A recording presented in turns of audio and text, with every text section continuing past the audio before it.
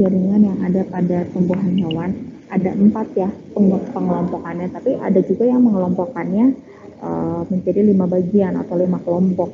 Sebetulnya kelima-limanya akan kita pelajari, tapi pengelompokannya beda sumber, beda pengelompokan tergantung point of view-nya mereka gitu ya. Kalau saya bagi 4 nih. Nah, ada epitel, ada jaringan ikat, jaringan otot, sama jaringan saraf. Nah, biasanya kalau yang 5 itu dia ada plus penyokong.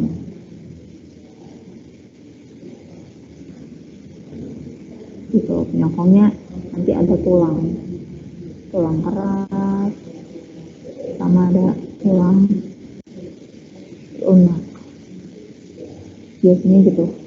Di kalau yang 5 ya pakai jaringan penyokong, cuma kalau saya jaringan penyokongnya itu atau tulangnya itu dia masuk ke jaringan ikat.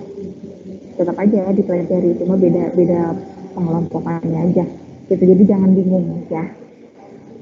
Sama kayak kemarin, di kelas 10 itu kan saya lagi belajar ini klasifikasi kingdom. Waktu kamu kelas 10 pasti kamu pahamnya klasifikasi kingdom yang paling maju adalah klasifikasi 5 kingdom. Tapi sekarang itu udah ada sampai 7 dan bahkan 8 klasifikasi kingdom gitu. Apakah klasifikasi 5 kingdom itu salah? Ya enggak, tergantung dia mengelompokkannya berdasarkan apa gitu ya. Jadi boleh-boleh aja pengelompokannya itu boleh yang mana aja, yang penting jelas itu berdasarkan apa pengelompokannya. Oke. Nah, kalau yang 4 ini epitel, ikat, otot, sama saraf itu berdasarkan bentuk sel penyusunnya pengelompokannya itu. By the way, ini saraf nggak pakai saraf aja.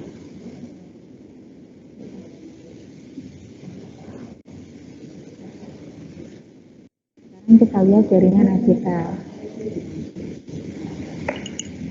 Ingat ya, tadi ada 4 kan, jaringan epitel, jaringan ikat, terus ada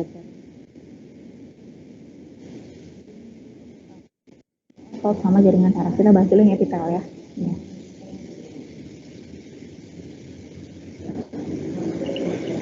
Ciri-cirinya yang pertama, dia tersusun sangat rapat satu dengan yang lainnya. Dia kayak gini. Nah, kalau pada jaringan tumbuhan ya, dia itu mirip kayak epidermis.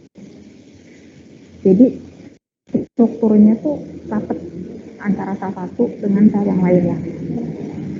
Gitu. Ya.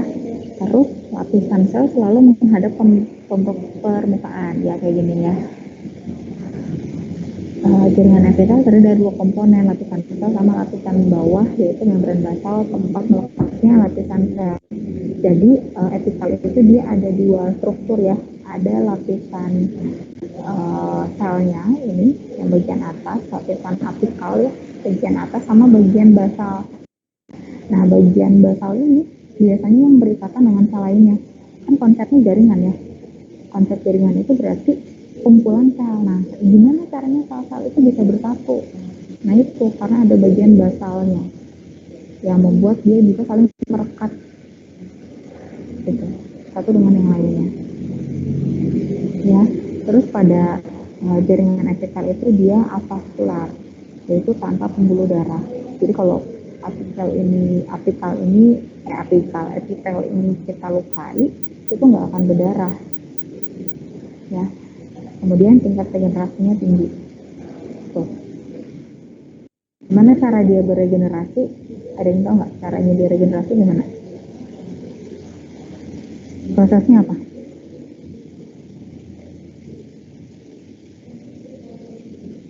Kalau selnya mati, regenerasinya dengan pembelahan sel. Pembelahan sel itu kan dia salah satu cara untuk reproduksi bagi sel kan? Suara saya putus-putus nggak? Masih jelas. Enggak, Bu. Ya, itu. Jadi melakukan pembelahan sel, yang mana pembelahan sel itu dia salah satu cara untuk reproduksi sel. Contohnya, epitel itu pada lapisan paling atas dari kulit kita. Gitu. pernah nggak sih kamu apa ya, bagian tangannya itu ada kulit yang mengelupas gitu, kulit-kulit yang mengelupas. Nah, kulit-kulit itu adalah sel-sel mati, dan kulit-kulit tipis itu adalah jaringan epitel. Makanya kalau kamu ngelupas tangannya gitu ya, misalnya kamu ngapain ya, cuci piring misalnya ya, atau nyuci deterjennya nggak cocok, atau lagi kering banget nih tangannya, jadi dia mengelupas gitu ya.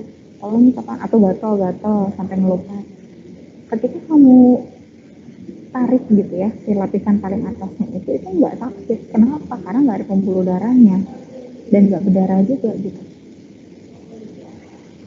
Itu salah satu contoh jaringan epitel pada kulit. Epitel itu tapi nggak cuma ada di kulit, di seluruh bagian tubuh kita pasti ada epitelnya. Bahkan di pembuluh darah itu dia ada susunan epitelnya. Ya, gitu. Karena dia fungsinya sama kayak epidermis di tumbuhan. Dia fungsinya untuk melindungi, dan dia adalah lapisan paling luar dari seluruh organ. Mau jantung, mau lambung, semua pokoknya ada epitelnya. Jaringan epitelium sama aja ya itu ya. Nah, sekarang kita lihat nih jenis-jenis jaringan epitel. Ya, Mau nanya tadi ya sebelumnya, boleh. itu maksudnya menghadap ke permukaan itu gimana, Bu? Di bagian atasnya. Ya, jadi bagian basal nih. Bagian basal itu pasti dia ada di bagian bawah. Sedangkan bagian yang eh, apa ya, berteksturnya, ibaratnya bertekstur itu pasti ada di bagian atas, karena itu dekat sama inti selnya. Inti sel itu dia akan berada di apa ya, lebih luar, lebih atas gitu, untuk proses komunikasi selnya atau transportasi zat. Jadi pasti bagian basalnya itu ada di bagian bawah gitu. Lapisannya selalu menghadap ke bagian atas, nggak mungkin basal ada di bagian atas gitu. Intinya itu sih ya. Oke. Nah, ini saya jaringan epitel diklasifikasikan berdasarkan jumlah lapisan sel yang menyusunnya ya. Pengelompokan yang pertama berdasarkan jumlah. Jadi ada epitel yang selapis sama ada epitel yang berlapis. Ini adalah contoh epitel yang satu lapis. Jelas ya, kalau selapis nggak perlu saya jelaskan.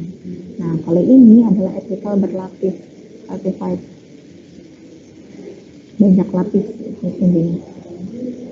Itu karena nanti ini berhubungan sama strukturnya.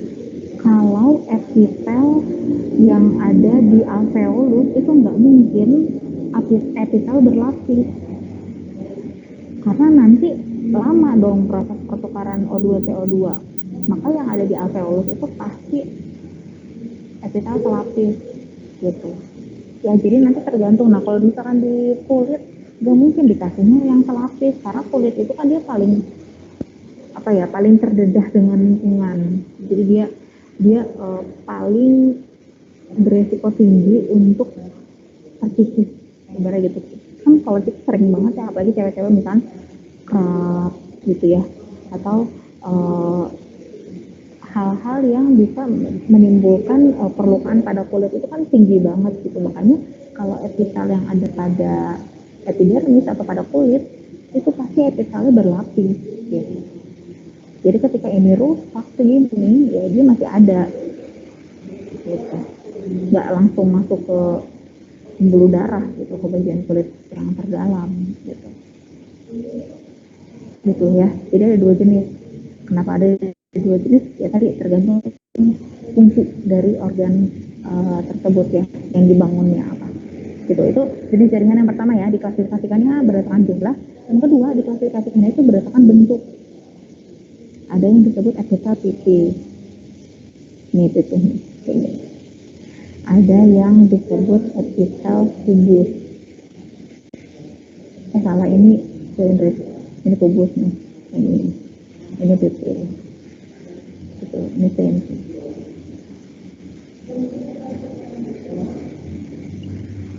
Ya,